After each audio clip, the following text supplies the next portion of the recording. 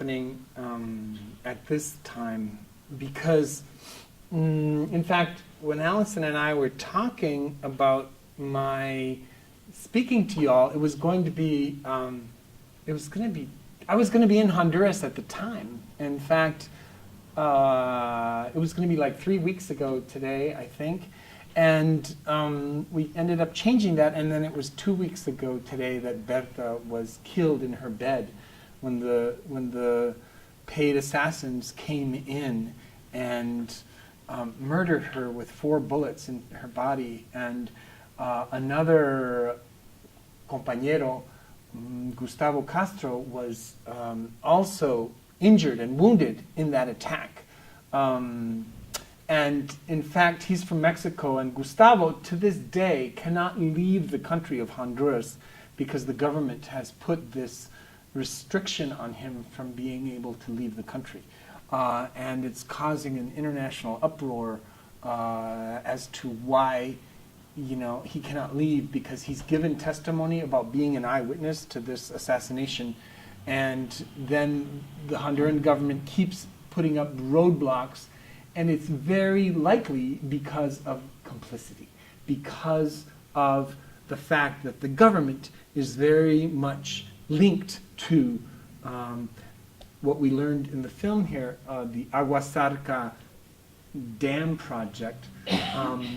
And what these huge companies are really upset about is that these indigenous people with leaders like Berta Cáceres were able to resist in such a way that they succeeded in canceling the contract with one of the most powerful, huge hydroelectric companies in the world. Okay, we're talking about Sino. What is it? Sino Hydro. It's the Chinese dam company that was planning to build a dam, and because of Berta and her people, they resisted effectively. They were able to, with their commitment and stalwart nature and persistence, to say no, to say, ¿cuántos hablan español? ¿Ah? A ver, bueno, entonces, okay, yo voy a hablar en español and you guys are going to translate for the others. Is that all right? Huh? Ashley? Yeah, thank you. No, but yeah, thank you. so basically they said basta, which is the one Spanish word that Hillary said in the debate last night, in case you saw it.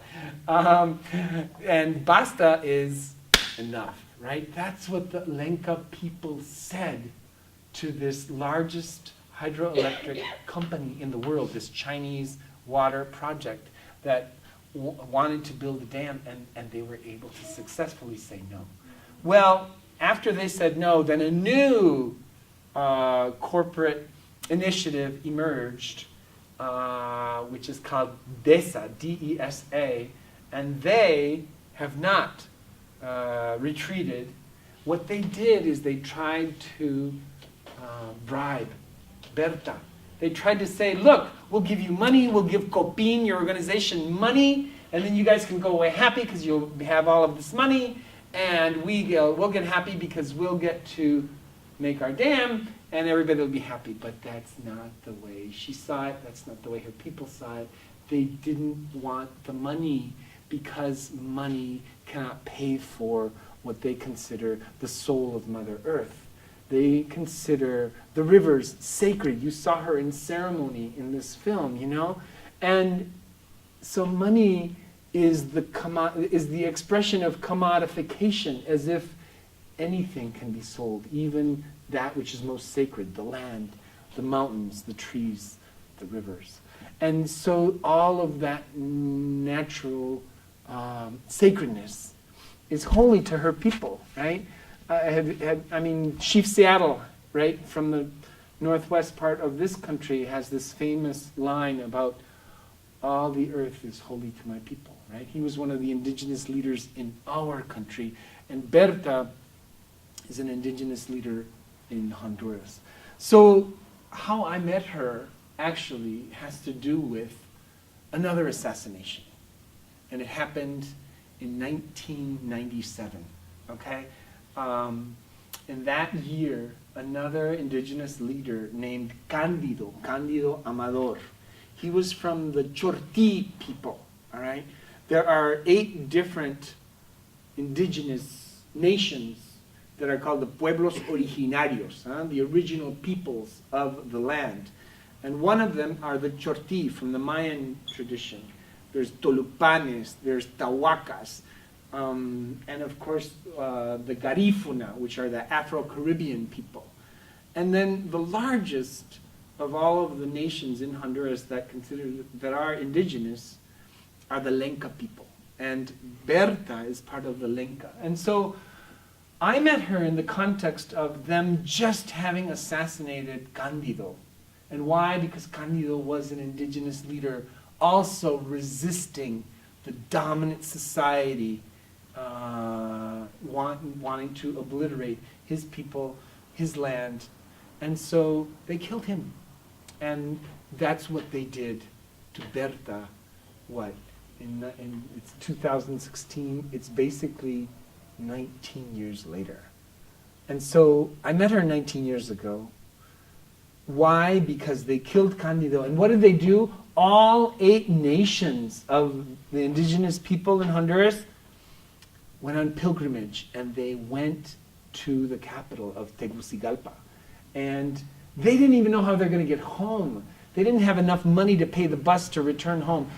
All they knew is they're going to get to the capital, and they're going to bear witness. They're going to show the government that there cannot continue the impunity of the killing and the rape and the attacks against the indigenous people that have historically occurred and continues to occur. And so what do? They camped out in front of the president's palace.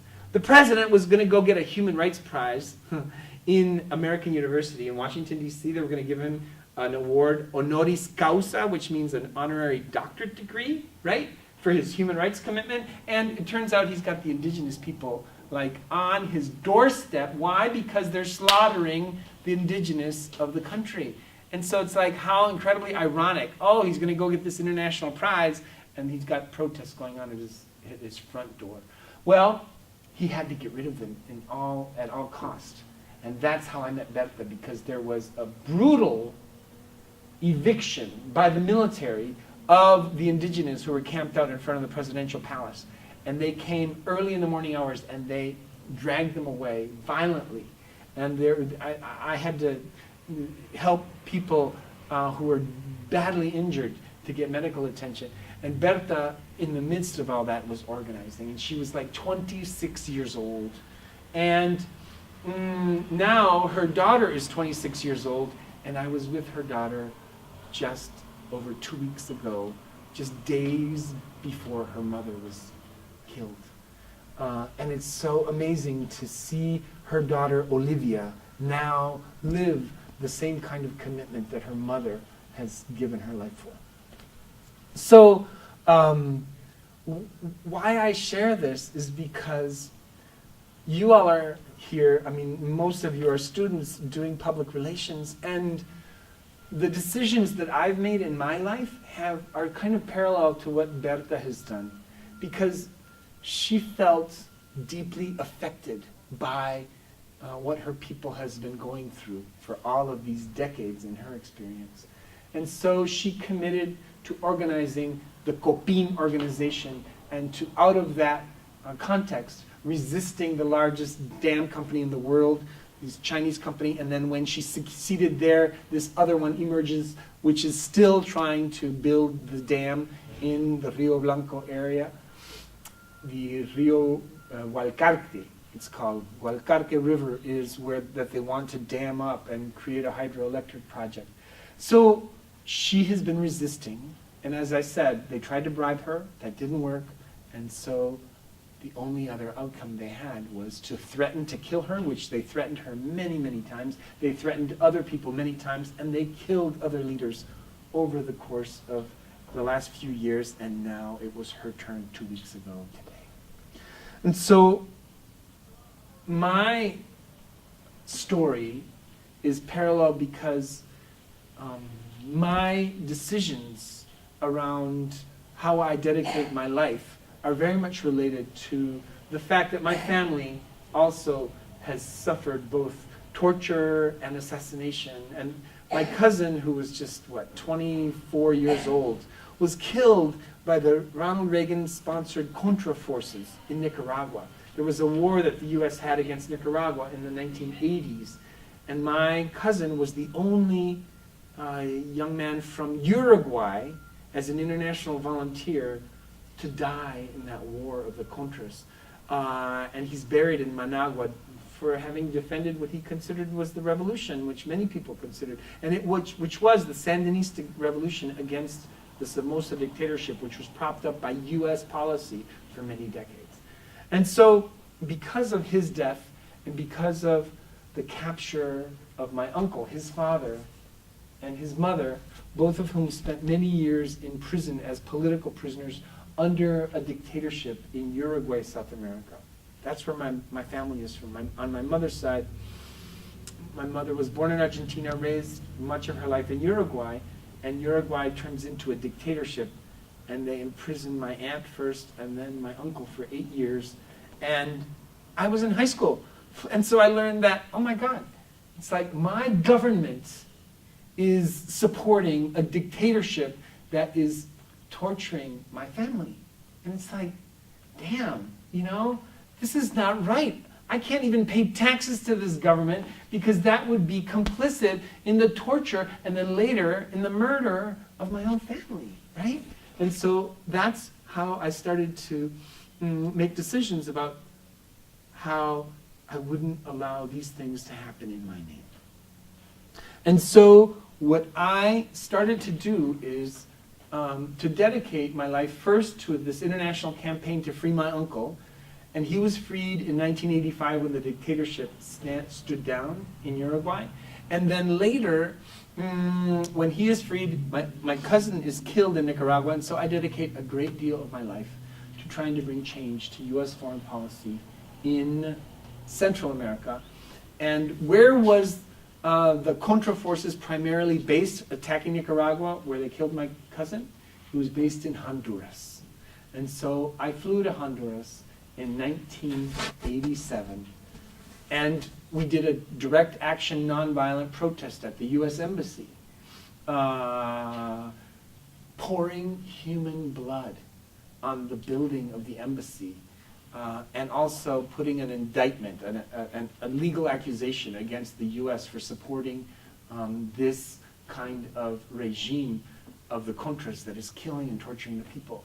And so it was my way to live out a song by this singer whose name is Holly Near. I don't know if any of you ever heard of her, but she has a song which is called It Could Have Been Me, but instead it was you.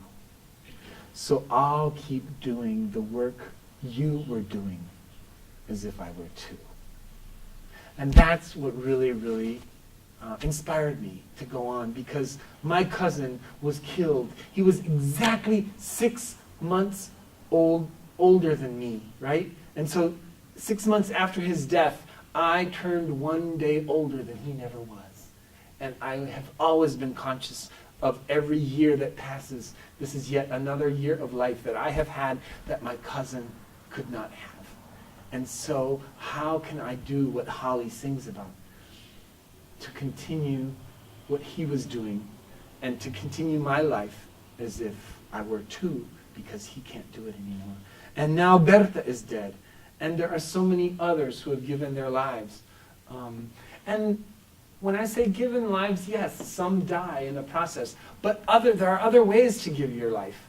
And that's what I'm interested in hearing from you all. It's like, why are you taking this course on public relations? And what is it that you want to dedicate your lives to in terms of reaching the public with something that really matters, right? Some things that really matter to me are the fact that U.S. policy in Latin America has affected the family of my life. And my cousin is killed, my uncle and aunt were tortured as political prisoners. And so what did I do? I became a film producer, and I helped to film a story called, it's called Hidden in Plain Sight, and it's about U.S. policy in Latin America and what's called the School of the Americas. The School of the Americas is where they have trained the worst torturers and violators of human rights in all of the Americas, right? The worst dictators go through the school in Fort Benning, Georgia. And so there's this whole movement of people trying to shut it down.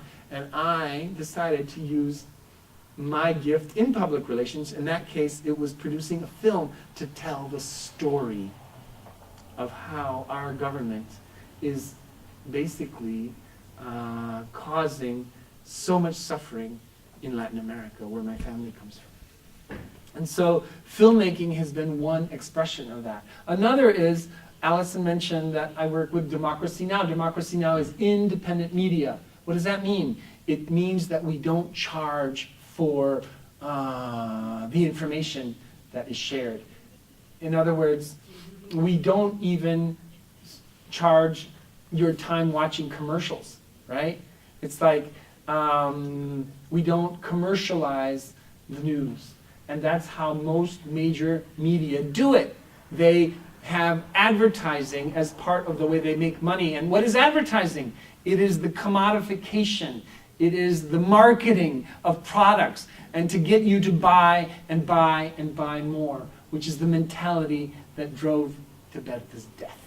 Because these companies want to extract the minerals, they want to mine, and they want to build these dams and destroy Mother Nature at a price. And for them, that money is worth more than the survival of our planet. In one of the videos, I was listening to Berta today, and she was describing capitalism being in a state and in a stage of dementia. Huh? Do you know what dementia is? It's like we are entering a time in which we are so demented, we are so freaking crazy, that we are extinguishing the life capacity of survival as a species on the planet. Why? Because money is more important than life itself. And so, in your decisions around public relations, okay, what is more important to you in what your decisions are going to be in life, you know? It's like most folks who go to college and go to grad school or just start working, whatever, it's like most of us are interested in surviving, of course, and we want to have a good job and everything. Yes, but if it's only that, to be part of a system which is causing the destruction of the planet through pollution, through climate change, through global warming, through all kinds of exploitation of resources and mining and so forth, through the things that Berta gave her life for, right? If we are just complicit in that, just like the Honduran government is complicit in the killing of Berta, just how the US government is complicit in supporting Honduras in not investigating the deaths of so many environmental, so many indigenous, so many human rights leaders. Okay, the question becomes, how are we going to use the life choices that we make in order to be life-affirming with all of the death that is happening around? And when you live in Honduras, you see it very graphically. When you live here in Hmboldt County, you may not see it that graphically, but if you look a little deeper, you'll see that it's there. And so I just want to challenge you, you know, as students. It's like, I would really be interested in knowing, what is it that you're dedicating your lives to? What is it that has affected your lives, that has caused you to be here at this point? And what is it important about where you want to go from here in terms of being agents of life instead of agents of death on this planet, you know? So, gosh, I think that's quite a bit that I've shared, and maybe we could have some discussion. I've got a lot more stories that I can tell, but let's hear from you a little bit. Go ahead. Tell me your name again. Alex. Alex, thank you. Go ahead. I had a question. You were talking about U.S. foreign policy and its effect on like Honduras and Nicaragua. I was wondering if you could go into more detail about that. Yeah. Well, you know, I don't know if anybody watched the debate last night between Bernie Sanders and Hillary, but Honduras was mentioned twice. It was kind of interesting. It's a small little tiny country in Central America, and it was brought up because there's gangs that are there, it's true, but also Honduras is the home of the largest military base of the United States in all of Central America. Why? It's because of geostrategic reasons that the U.S. wants to have bases, military bases, around the world, and Honduras is very centrally located in the isthmus of Central America. And so, in some ways, the Pentagon, and in some ways, the Southern Command of the Pentagon, which is the part of the Pentagon that focuses on Latin America, is very, very interested in Honduras. Now, Allison mentioned the military coup that happened in the year 2009. One way that U.S. policy is involved that very much affects the life of Berta and affects the lives of the Honduran people is that in 2009, there was a president in Honduras named Manuel Zelaya. His nickname is Mel. And Mel proposed that the largest U.S. military base in the whole region should be converted to a civilian military base. Okay? Guess who wasn't really happy about that? You know? He also, guess what? He said, I think we should raise the minimum wage for the workers of Honduras. And he said, go out and, you know, study when was the last time there was a raise in the minimum wage, and tell me how much we should raise the minimum wage, and then we'll make a decision. So they go out and make a study, and they say, you know what? It hasn't been raised in a long time, and if you want really for it to be raised judiciously, fairly, you would need to raise it like more than 50%, right? And they said, but if you do that, they're going to like, the powers that be in the economy and elsewhere, meaning the U.S. government, are not going to be happy because they're going to have to pay the workers more. So you better not raise it so much. Just raise it a little bit. And he said, no, I'm going to raise it the full amount so that it's a fair wage for the people. And that's what he did. And guess what? That and his plan to convert the military base and other policies around oil extraction and other things made him an enemy of the corporations, an enemy of U.S. policy.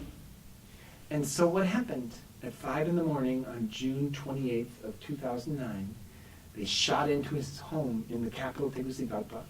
He was in his pajamas, and Cam and I were talking about this. Y'all know Cam, right? Well, Cam and I were talking about this, how the president of the country is in his pajamas, right? They don't even give him time to get in his own clothing, and they put him on an airplane. They fly him where first? To a U.S. military base at Palmarola, and then they fly him from there to Costa Rica, just a few countries away, which is easy in a jet. And they said, oh, they had to stop and refuel. No, they didn't have to stop and refuel. It was just a short flight. They stopped at the U.S. base for another reason, okay? We don't exactly know why, but it shows, again, the complicity of U.S. policy and what happened. Okay, so when the president is overthrown, a democratically elected president is captured by the military. What if that happened to Obama today, okay?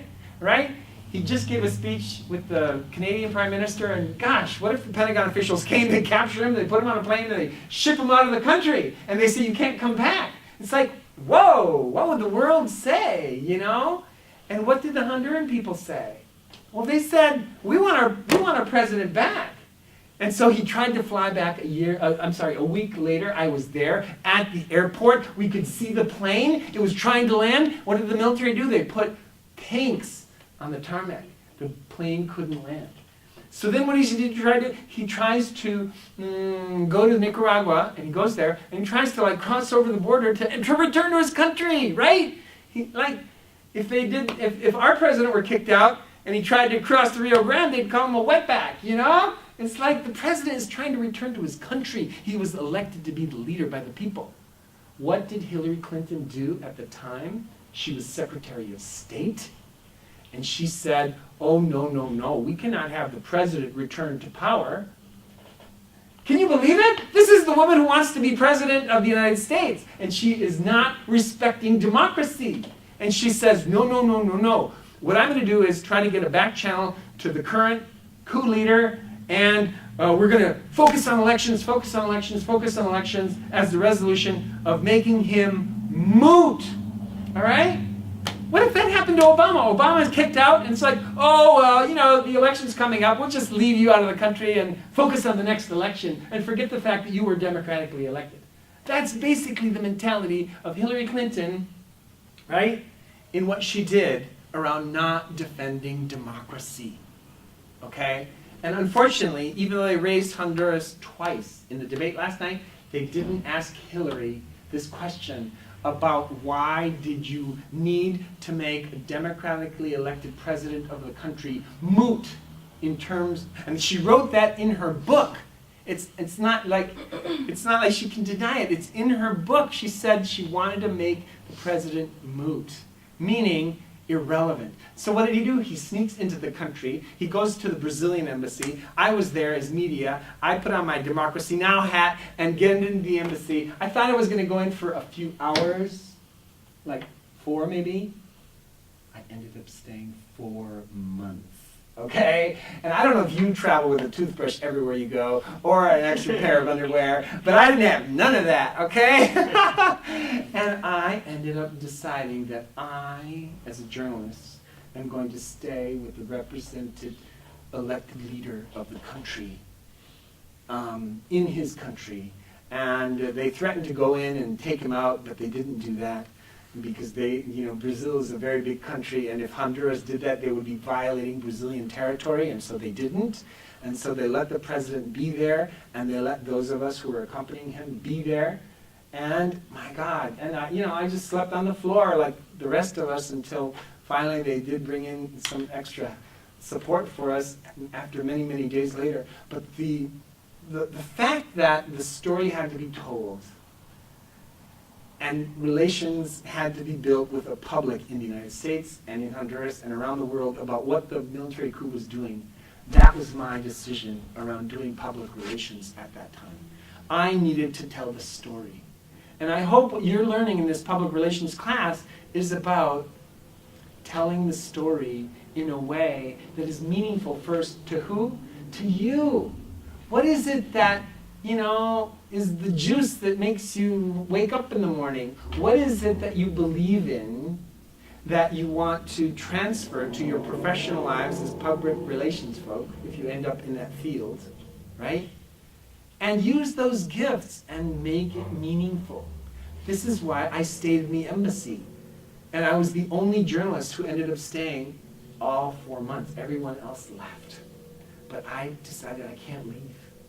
And so, basically, I did it because I wanted to go to where the silence is. And that's one thing that Democracy Now! Talks about. We go to where the silence is. And that's somehow what you all need to be doing as students in public relations. It's like, you need to tell a story no matter what it is, right? And you need to do it in an authentic way. And that means if it comes from the heart. It means if it comes from your deepest passion, then it's going to be real, right?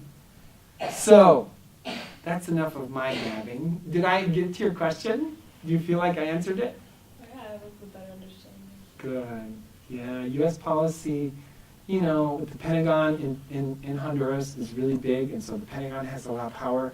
They didn't want it to be defined as a coup. Why? Because U.S. law says if you have a coup in a country, you can't continue to send military aid. Guess what? Hillary Clinton didn't want to define it as a coup, even though everybody in the world defined it that way. She did not. And so, because she did not define it as a coup, military aid kept going to the military in Honduras from the United States. So that means U.S. policy is complicit. U.S. policy is supporting a criminal regime. that kills people, that has killed many, many hundreds of people since that happened in 2009. And 2 weeks ago, it happened to my dear beloved friend, Berta. I had just been with her daughter a few days before. I'd just been with her mother in La Esperanza. And what does La Esperanza mean? You can tell me. La Esperanza, ¿qué quiere decir? Say it. Oh. Hope, that's right. Hope is the name of the village where she came from. And hope is what she was telling us. Did you remember the scene where she's by the river and she said, you know what? The river told me it's going to be hard, but that we're going to triumph. And that, if anything, is living out hope in a real, real way. And she said it's going to be hard. And she didn't say that, she may or may not, she didn't even include saying that she's going to make it to the point where they've overcome. She just said it's going to be hard and that we will triumph. Well, they did triumph against the most huge dam construction company in the world, this Chinese company, and now the next step is to resist the construction of the dam by the next company, Desa and Aguasarca, who are still trying to build this dam. And they are the ones who are responsible for the death threats against Berta. And guess what? The government of Honduras, they're not investigating those death threats. They're not investigating the security people in the company of Aguasarca and Desa. They're investigating the Copin organization itself as if it was an inside job. They're investigating the fact that, maybe it was a crime of passion instead of looking into all of the death threats that were real and ended up actually shedding her blood. So basically, we as US citizens are responsible for what our government does in these kinds of situations, and we are responsible for pressuring our government to make the decisions that we want to carry out. And so if you go online, you can find out petitions you can sign, contact your members of Congress and ask them to investigate Berta's death. There's all kinds of ways that you can get involved, and it depends on what really motivates you. So I would like to quickly go around and hear from every one of you in the class about why you're in this class and what is it that is a gift that you have that you want to contribute in terms of public relations. Maybe it's related to the assignment that I hear that you're all assigned to work with one particular organization or whatever. I just want to know a little bit about that, or just why you're here. Or if you have a question or a comment about what I've shared, you can go anywhere. But I'd love to hear from every one of you since there aren't too many of you here. So in the class, right? All right. So, and I'll go first. Okay. So, so who would like to go first? I'll call on you if you don't call on yourself. So go ahead. Yeah. Well, tell me your name again. Oh, Robert. Alex and Robert, right? Good. One of the things I strive a lot of my friends is that they're in a standing in a really position in their life that I have already experienced. I have had a good life, but they haven't. And what I focus on now and I love doing is changing their lives. Cool. And they could think positive, not negative, and Yeah. they could do it where they want to go. Mm-hmm. And it's not possible. Right. Because I went through that too, with the learning disability. I got harassed, I got they call me bad names, even my family, even doused them, and then I was not gonna make it here. And I'm right here now. Cool. And for almost 3 years, and after them around, they said that I was gonna be a bad person. And that's what I knew I was myself. I was like, I'm gonna do it, I'm gonna get there, and I am here. Cool. And that's what I give example to my friends. Wow. One of my brothers from Kappa Sigma, he was born here in the United States when he was and then after that he was taken to 2 months when he was born. He was taken to Mexico and was raised there for 16 years, and then he came here. But the reason why he was over there because his parents didn't like him over there. Now he came here, and that was a whole different environment, which was different for him to learn English, negativity, seeing his parents fight. So now he's going through that, and he's still having difficult times with his family. Yeah. He was 16 probably when he got here. Wow. And he was living by himself. Living by himself at 16? Yeah, Wow. living by himself, renting a room. Damn. Like paying like 350. Whoa, Sometimes he said that's that what he- grown-ups do, Yeah. but not when you're 16. Yeah, Wow. so he was actually sleeping under the table. Mm. When he would go to school and work. He sometimes said he would sleep with his books, like just like Wow. hugging his books. Yeah. And I said, and I kind of gave him, he's like, dude, I was there when this thing was happening. I wish I could have met you and I could have helped you. Yeah. Because I had an extra bed for you. Wow. But you know what? It sounds like you helped him anyway. Yes. And I'm still what, am. and you are, and you know what? The fact that you, by example, are showing him what you've done with your own life in terms of, not letting a learning disability get in the way of what you believe in, that is the greatest gift that you can give to him. Because he will find out what it is that he believes in and follow his gifts and overcome the challenges and see that you're a model for overcoming challenges.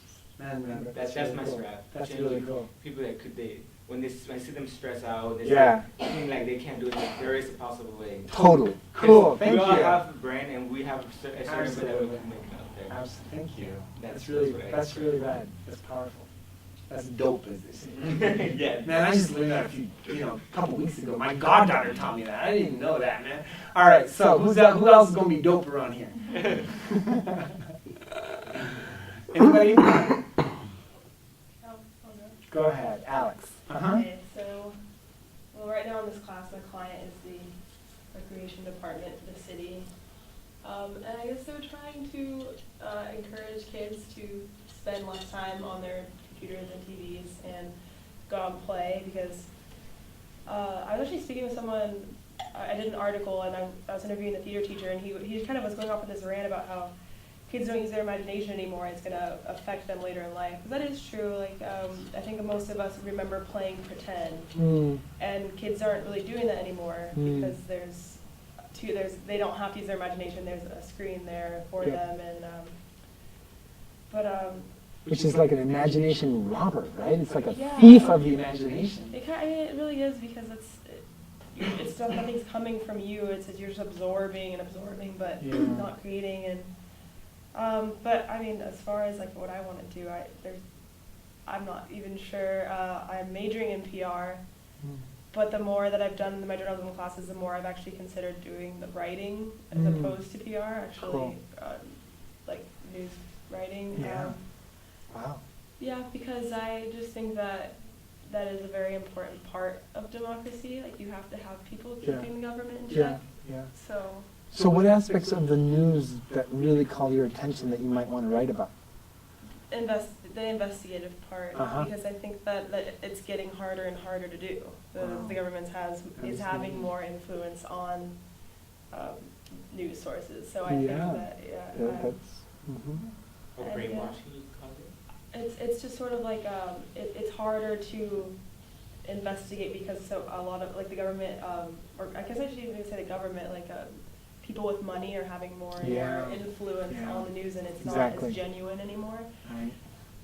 But yeah, I mean, I think you hear about all those people like Edward Snowden and stuff, and Yeah. I know that's the extreme, but I just think that that's really important. It because is people important. are not informed. I mean, some of the stuff you're telling me, I didn't even know about that, and it's like, why don't I know about that? Because the government doesn't want you to, and so. Yeah. Yeah. All right. Same. Yeah, I'm yeah. surprised with what you were saying. Like, as I heard it, Kendra was like, oh, she could be a good president, but now I know what she did. It's like, whoa. Now, y'all don't get me wrong. It's not that I'm a Trump supporter, okay? No, if you were here today, I would not know a big about that about her. Yeah. Thank you, Alex. Appreciate that. That's great. Who else?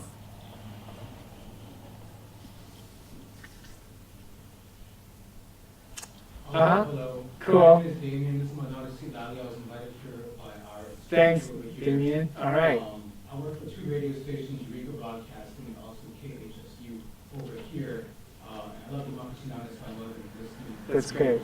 Cool. Our family's from Sinaloa. And we've been there to visit a few times because the little place that we're from is now a place where they grow drugs. And these little rural villages, we can't go there anymore. One of the last times I was there was in 1994, like as a preteen during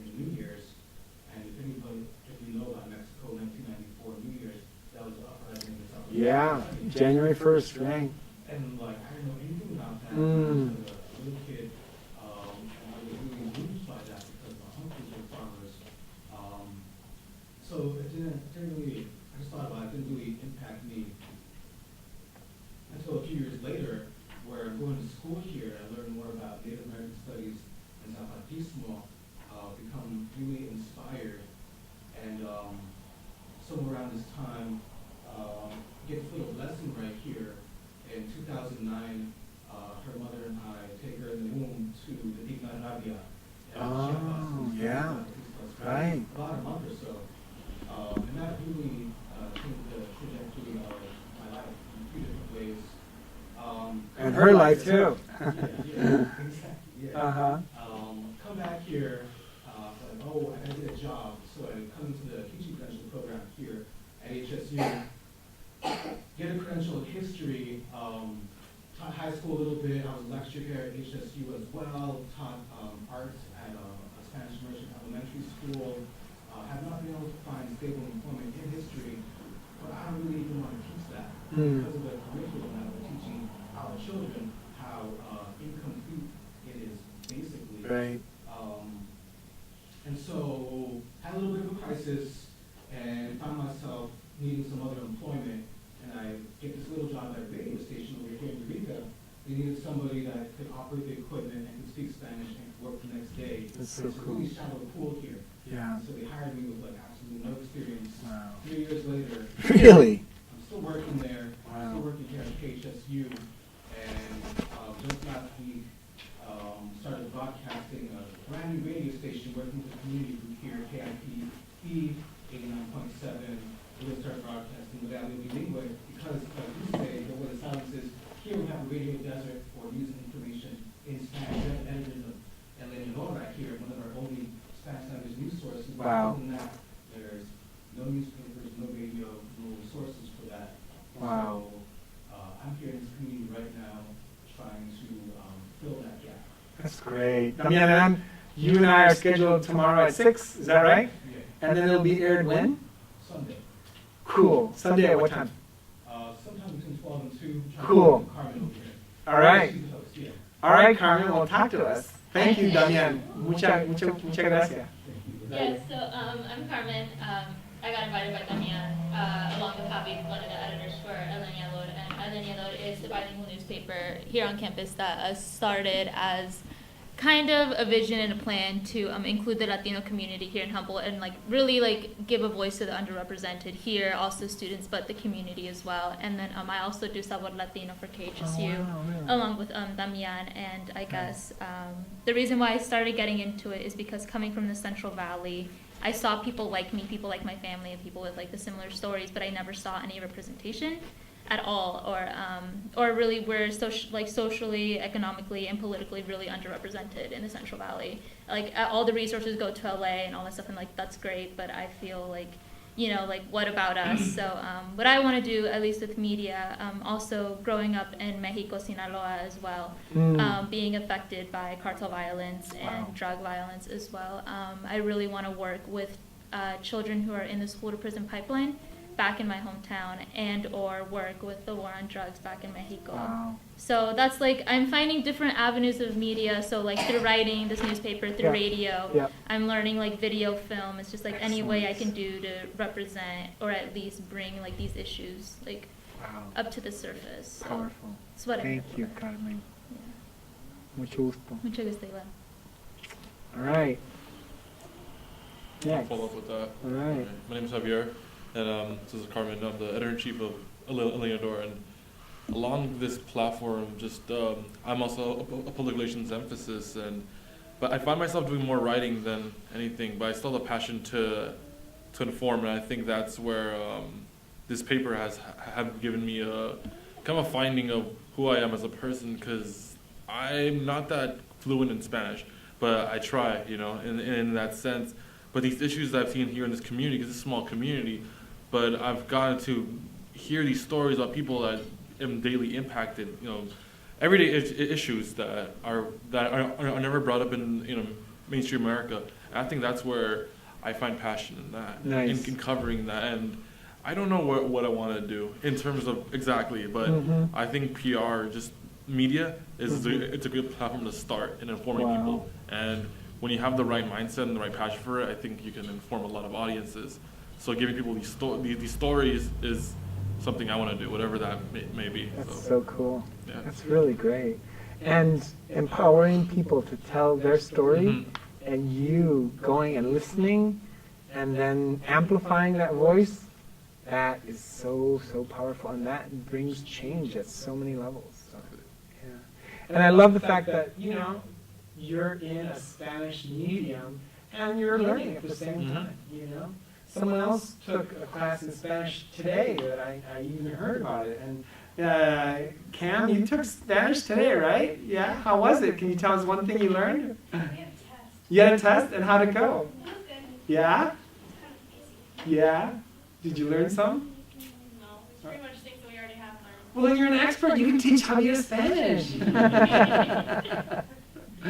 Cool. All right. All right, who's next? Yeah. I started college in 2006 to be a police officer, and that didn't pan out because of the current situation of the CHP freeze out. So they wouldn't hire people for the next 4 years. So I worked concrete for a while until 2008, and that industry shut down. And I went to school for a mass media degree. I like to create content. I've been both on and behind the camera in a three camera studio. I enjoy making films and short stories, commercials, like anything to do with video camera, sports. I like to cover a lot of content. I just had to buy a new hard drive because I'm all out of video space because I shoot in such high resolution. Wow. But I know that the Hispanic market is one of the fastest growing in America. Just in the state, by 2030, Hispanics are supposed to be 50% of the population. Wow. So even nationwide, I know that they're my audience that I'm gonna target, whether it's through marketing, creative content, or as a leader, because I'm fairly comfortable with speaking and I'm fairly passionate about certain issues to where I feel like I could lead on them. Way to go. And you said 2030 are the just Latino population in California. In California. But right now, California is already white minority, right? Yeah. I mean, if you include other people of color, Yeah. right?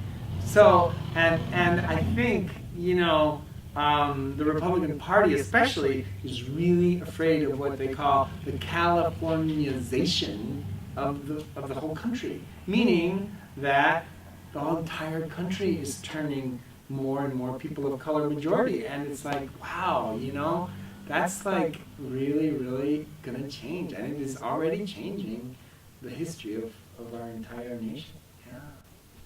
Ashley. All right. I'm Ashley, and I actually now I'm starting to question what I'm passionate about since that whole everything that's happened. Sorry for your loss, by the way. Thank you. So now I'm starting to question what I'm passionate about and what I want to work for the rest of my life. So I think that's going to start to kind of formulate different ideas in my head. I'm supposed to graduate this spring, and I still don't know exactly what I want to do. Like Ben, I started as sociology, and I did criminology, and I think I just like to dapper in different fields and explore as much of life as possible. So right now for my project, I'm doing a restaurant for their PR. They just opened, and it's actually a lot of fun.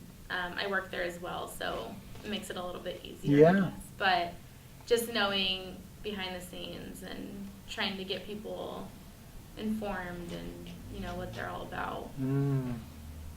Yeah. So I just have a lot of questions in my head to think about for spring break. So thank you. Any questions that come up in either the film or anything that I talked about? Well, it's just really powerful that even though she had all these threats for her life, she still fought openly, and I don't think I'll ever be that passionate about something. It's really admirable that she literally gave her life. Yeah. a better situation for people. Yeah. Mm.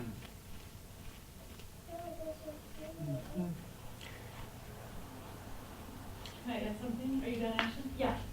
I appreciate your honesty, I want to say, because when I was in undergrad, I had no idea what I wanted to do. Yeah. In fact, my undergrad degree has absolutely nothing to do with what I became passionate about. And it wasn't until I got out of the system of being in school that I even realized I got a psychology undergrad degree and immediately went and ran an environmental school and started to realize my passion for just, my commitment to working to protect the planet in whatever way possible. But I was not in touch with that when I was in school. So I wouldn't necessarily tell yourself you will never be that passionate, because you just don't know it yet. Yeah. And it doesn't have to be about that. It can be about something totally different. But right. it's so possible that once you get out of this bubble of campus, you'll just totally realize what you're passionate about.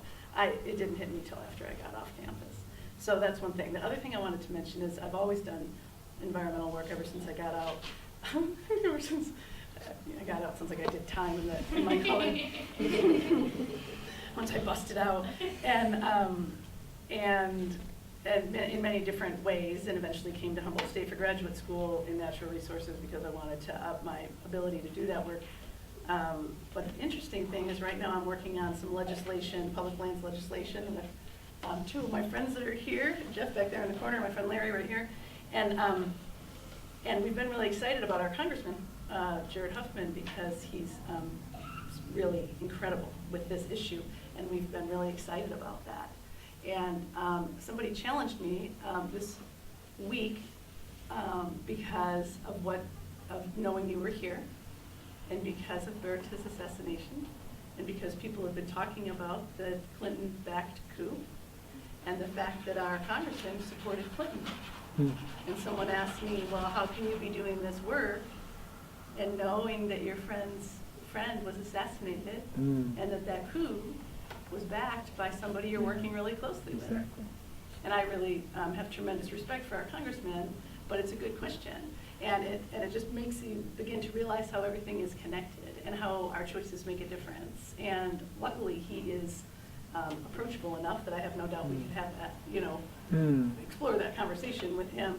And also, it just really makes you realize how all those political dots are connected. And like when we watched the debate last night, and the channel that televised that debate is one of her largest donors. Univision, yeah. And so there was an article today about how that network is one of her largest donors. Well, no wonder the question about the Honduran coup didn't come up. So it's all so interconnected, and I think it's really important for us to never feel so right that we can't question our own work that we're doing, right? We can never feel so righteous that we're not tied in somehow, because it's really hard to extract yourself from that. So it's just been, I've learned a lot about that this week, so. Interesting. Wow.